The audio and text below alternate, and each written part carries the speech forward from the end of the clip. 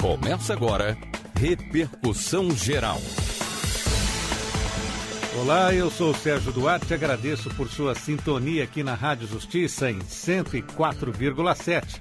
Está no ar mais uma edição do programa Repercussão Geral. E no programa de hoje vamos saber mais sobre uma decisão do Superior Tribunal de Justiça que aumentou a indenização a uma mulher que teve foto íntima vazada na internet. Vamos falar ainda sobre a corrupção nas Forças Armadas, como ela é investigada e quais as punições para quem a comete. E ainda, projeto na Câmara dos Deputados quer criar o feriado nacional do Dia da Consciência Negra. Acompanhe e ouça novamente o nosso programa também pela internet. Acesse www.radiojustiça.jus.br ou ainda você pode participar conosco pelo twitter.com/radiojustiça. Repercussão Geral. E a quarta turma do Superior Tribunal de Justiça aumentou em mais de 4 vezes o valor da indenização por danos morais a ser paga a uma mulher que teve fotos íntimas vazadas na internet. Para o colegiado, os transtornos sofridos por essa vítima são imensuráveis e injustificáveis. E para falar sobre essa decisão, repercuti-la, eu tenho na ponta da linha o Dr. Fernando Pérez, advogado especialista em Direito Digital. Olá, Dr. Fernando, muito obrigado por atender a Rádio Justiça. Eu que agradeço a oportunidade, a honra de poder estar conversando com todos vocês. Dr. Fernando Pérez, essa decisão do STJ é uma decisão inédita. O que o senhor pode comentar? Sem dúvida, é uma decisão muito importante, porque quando se trata da ofensa, no compartilhamento de imagens na internet, uma das maiores preocupações, diremos assim, um dos maiores problemas, é justamente a medida da pena que o criminoso recebe. Ou seja, a nossa legislação, apesar de não possuir uma lei específica para o compartilhamento de imagens devidas, imagens íntimas, como nesse caso, ele consegue desenvolver através de outros, como crime de difamação, crime de ameaça, e também a vítima ela pode procurar, como no presente caso, uma indenização por danos morais. Acontece que, nos casos que nós observamos até hoje, uma das maiores discussões, aquilo que pesa bastante, é a pena, ou seja, a medida que foi imposta para o criminoso, que na maioria das vezes não serve nem mesmo para educá-lo, muito menos a sociedade. Ou seja, muitos criminosos chegaram a repetir o crime porque consideraram, de alguma forma, entenderam que aquela pena, se fosse aplicada novamente, não estaria um grande transtorno. Então, quando nós vemos uma decisão como essa, ou seja, em que o criminoso, ele realmente recebe uma pena considerável, isso faz com que não só o criminoso ali em si, mas a própria sociedade, ela entenda os danos graves que a vítima recebe nesse caso. E mesmo assim, ou seja, mesmo que seja um valor considerável, a gente pode dizer que esses valores dificilmente ainda vão reparar os danos que a vítima sofreu. E quando a gente fala de internet, os danos são imensuráveis, se perde o controle sobre imagens, sobre vídeos que são compartilhados de forma indevida. Muitas vezes o criminoso tem essa consciência, muitas vezes não tem, mas a internet não perdoa. Então, decisões em que são consideradas, são impostas medidas realmente pesadas, mais vultuosas, nesse caso, servem para educar, servem para demonstrar que esse não é um crime simples e que, de fato, deve ser responsabilizado com uma medida forte.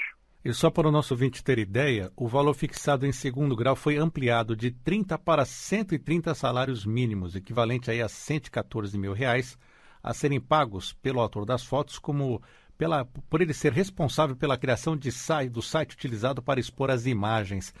Este aumento também, o senhor acredita que ele é um fim punitivo e educacional para que a pessoa não mais faça isso? Sem dúvida. Uma responsabilização judicial, seja criminal, e principalmente por danos morais, ela tem o propósito de educar o criminoso, ou seja, para que ele saiba que ele não pode repetir aquilo, e também educar a sociedade. Quando a gente fala do criminoso em si, daquele que foi responsabilizado por isso, em muitos casos existe uma reincidência de algumas práticas, porque a pena que foi imposta, seja no âmbito criminal, ou seja, por exemplo, no pagamento de indenização por danos morais, que muitas vezes já havia chegado a alguns salários mínimos somente, acaba induzindo, criando uma falsa sensação ao criminoso de que ele pode fazer aquilo que não vai atrapalhar a vida financeira dele, que não vai atrapalhar a vida social dele. Então, infelizmente, existe uma reincidência muito grande pelas medidas pequenas que são impostas aos criminosos. E quando se fala da educação da sociedade em si, isso é muito importante, decisões como essa de fato devem ser divulgadas, porque o criminoso dificilmente ele pensa nas consequências no momento que compartilha informações como essa. Então, ele vê outras pessoas cometendo esse mesmo tipo de crime, mas não tendo uma repercussão muito grande na vida pessoal do criminoso, ele pensa, se por um acaso ele chegar a pensar que podem haver consequências, um sentimento de impunidade, ou mesmo que ele seja punido de alguma forma, isso não vai pesar sobre o bolso dele, por exemplo, isso faz com que ele acaba sendo induzido a praticar determinados crimes, ou se imaginar que vem consequências, ele acredita que isso não vai atrapalhar a vida dele. Então, medidas como essas devem ser compartilhadas como uma forma de educação, não só para o criminoso, como para a própria sociedade. É incrível como crimes como esses acontecem já há alguns anos.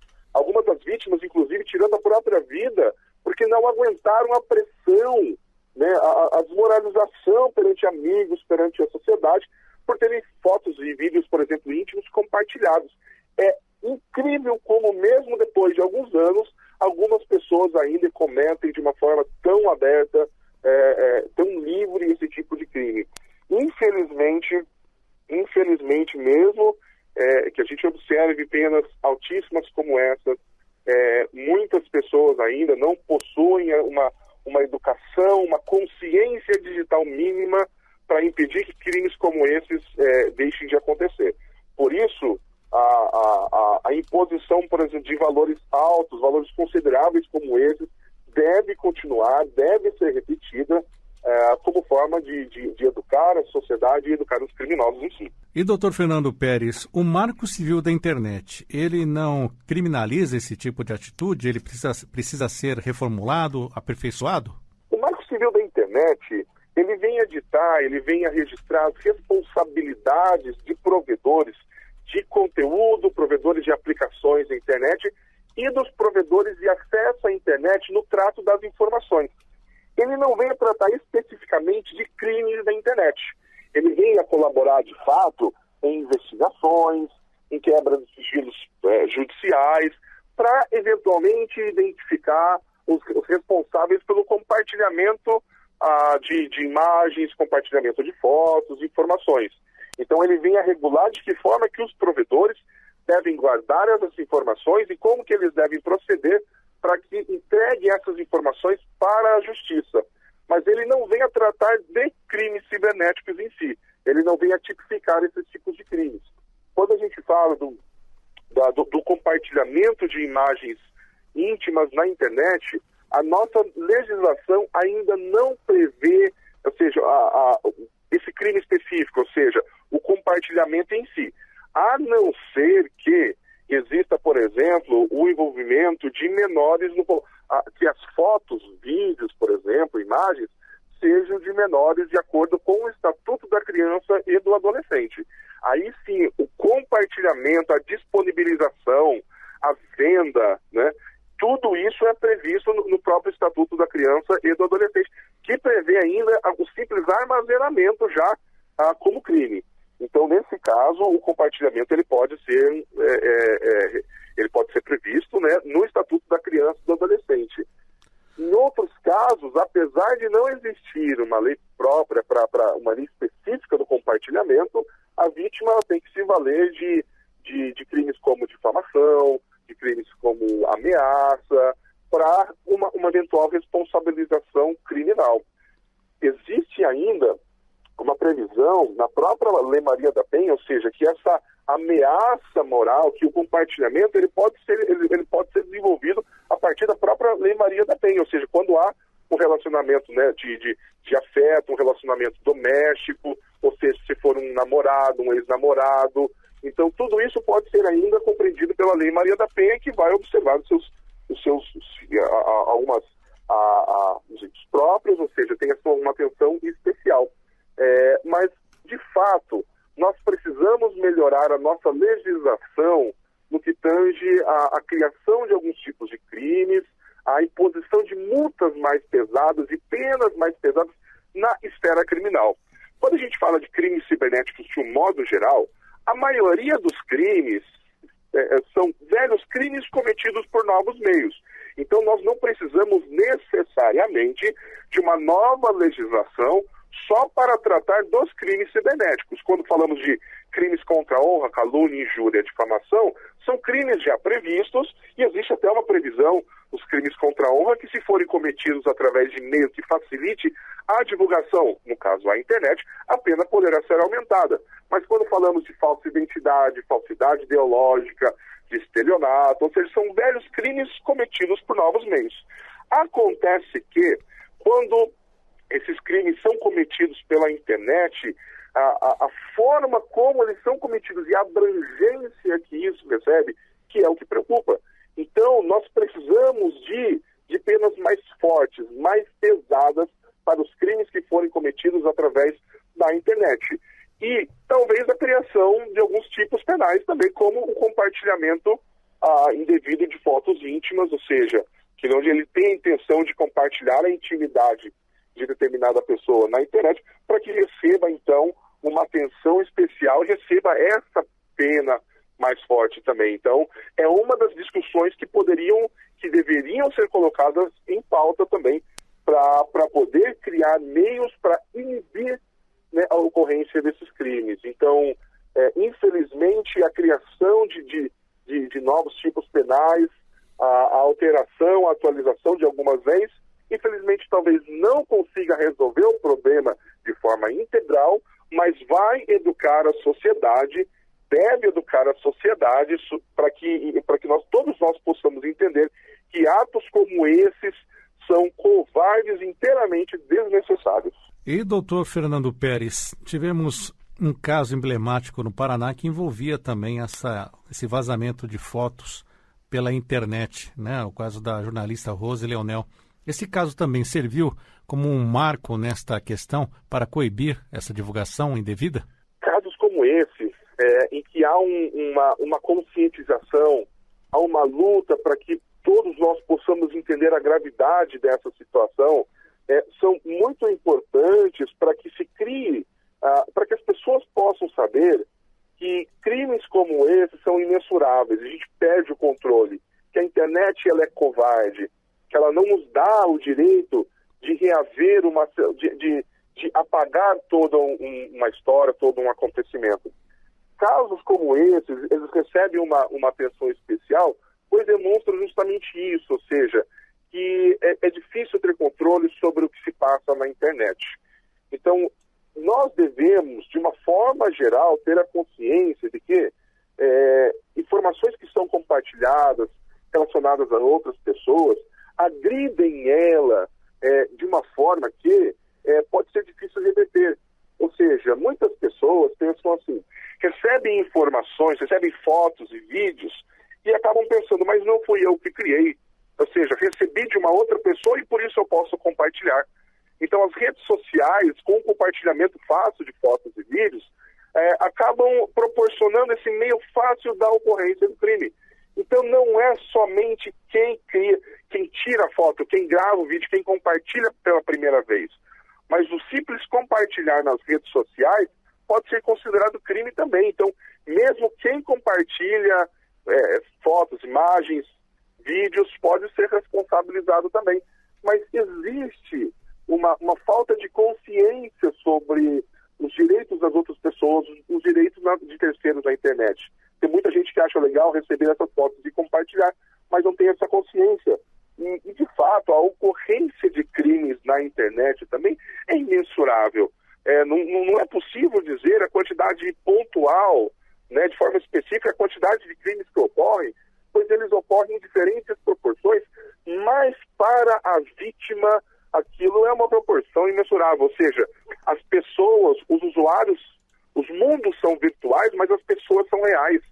Então, cada pessoa afetada, cada vítima afetada pelo compartilhamento aparentemente inocente ou uma suposta brincadeira de alguém, interfere muito na vida da pessoa. Então, casos que acabam se tornando referência, principalmente em que a vítima ela acaba desenvolvendo de uma forma muito efetiva, ela acaba proporcionando ensinamento, conscientização, não só para vítimas, para usuários que se tornaram vítimas, mas também para que outras pessoas possam ajudar nessa conscientização.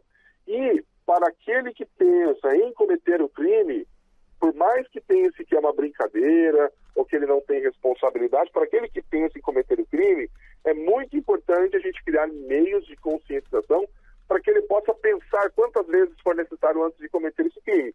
E aquele que comete o crime, ele tem que ter essa consciência de que ele pode ser responsabilizado tanto na esfera criminal como também na esfera civil com pagamento de indenização por danos morais. Então, todas as formas possíveis de conscientização para que o crime não aconteça são e sempre serão muito válidas. Eu quero agradecer a participação do Dr. Fernando Peres, advogado especialista em direito digital, que esteve repercutindo conosco uma decisão do Superior Tribunal de Justiça que aumentou a indenização de 30 para 130 salários mínimos a uma mulher que teve foto íntima vazada na internet. O valor vai ser pago pelo autor das fotos, como também pelo responsável pela criação do site utilizado para expor essas imagens. Dr. Fernando Peres, muito obrigado mais uma vez. Eu agradeço pela oportunidade, que todos nós possamos fazer da internet um espaço cada vez melhor. Muito obrigado.